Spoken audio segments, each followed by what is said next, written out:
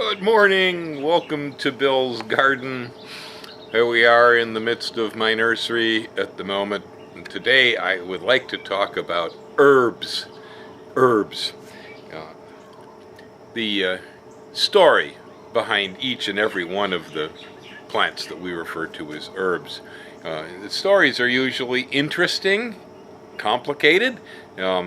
Sometimes they're personal even. How did you first meet mint? Where was your first fresh parsley experience? And so on. And so there's a lot of stories behind herbs.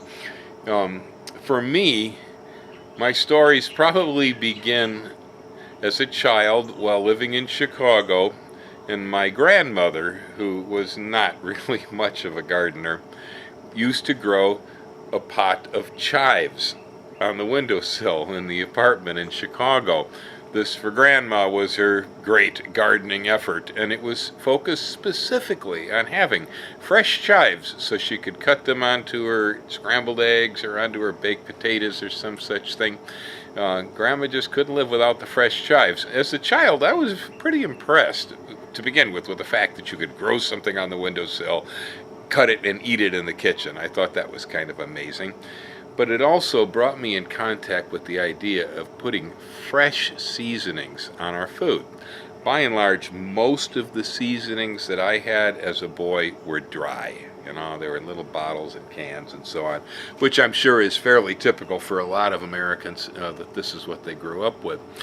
It wasn't until years later, as I began actively growing gardens, and producing vegetables and fruits and so on, and realizing that, the seasonings were lacking. I didn't have the oregano to put with the tomatoes. I had cucumbers, but I had no dill, Here we got all these chickens running around, and chicken soup without parsley? Oh no, And so I began gradually adding fresh herbs into my garden.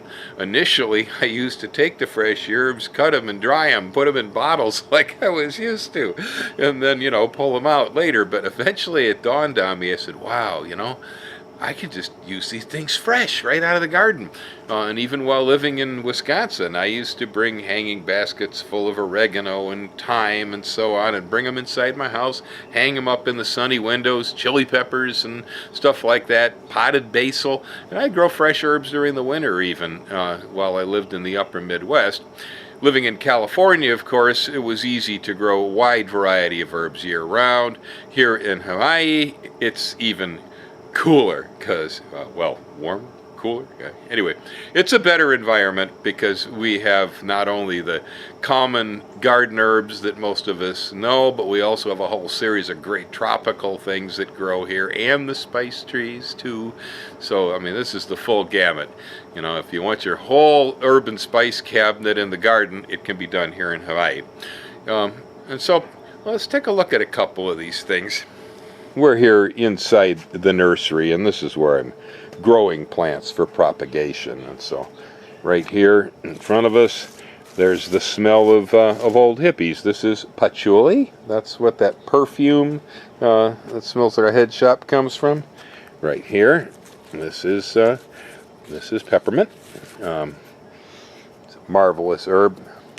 It grows well here as a ground cover. It really enjoys Hawaii. Good for the stomach.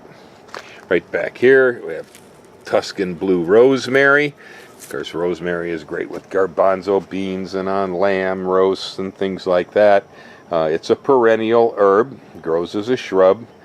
Same with the mint, perennial herb, creeping by underground stulons. Patchouli, again, a shrub that's perennial. Right over here we've got lemongrass, and lemongrass is a favorite from Southeast Asia. That's what's in your Chinese hot sour soups and so on. It's excellent in Thai food. In fact, it's irreplaceable in those foods. And it grows really, really well here in Hawaii. It is so easy to produce lemongrass. Right over here, I've got some Italian parsley. And then next to it over here, I've got Italian oregano. Recently, my Western-style chives sort of vanished out there in the landscape, so Here we got another 6-pack full of chive seeds coming up. Just about getting ready for transplanting to bigger pots. This, again, takes me back to the old days at Grandma's house. Here's my chives growing in pots. And then there's garden sage, Salvia officinalis. Garden sage is essential when making poultry seasonings, turkey stuffings. It's fabulous on pork. This is the flavor of pork sausage, for instance.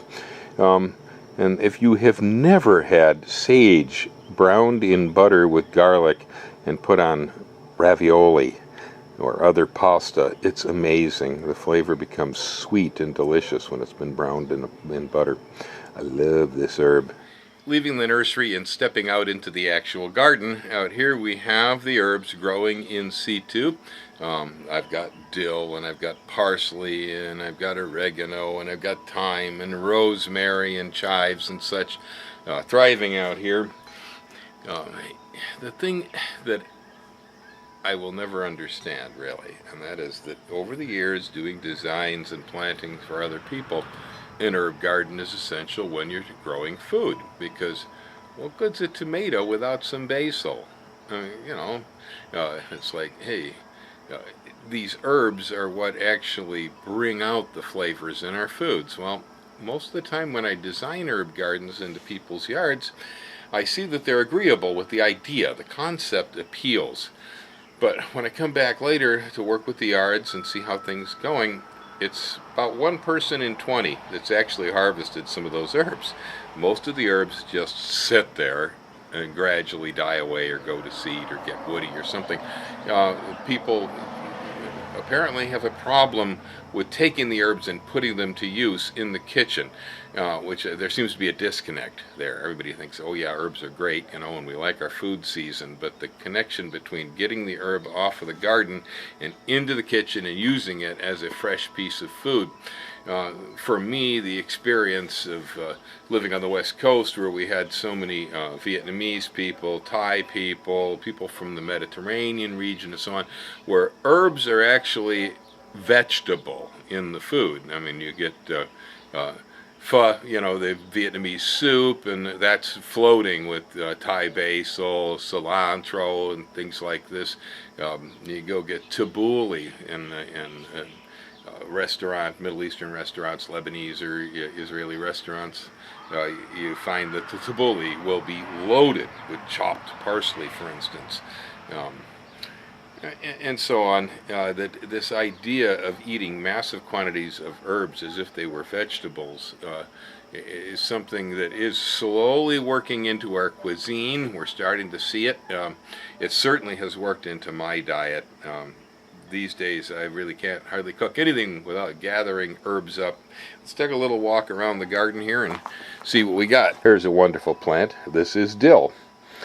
Dill is good when you have cucumbers, and right behind it over there's some cucumbers. And so certainly dill and dill pickles go together hand in hand. It's an awesome combination. But the dill is also really good on fish. Dill on salmon is fabulous. Dilled potatoes, dilled carrots, again, excellent. Dill is a really good seasoning when it's put onto other foods. It's also really good chopped into a salad raw. And the dill heads dry nicely. If harvested at this stage when they're perfect, we can use them over the summer when I'm making pickles. Right down here, almost lost in the perennial peanuts, is English thyme.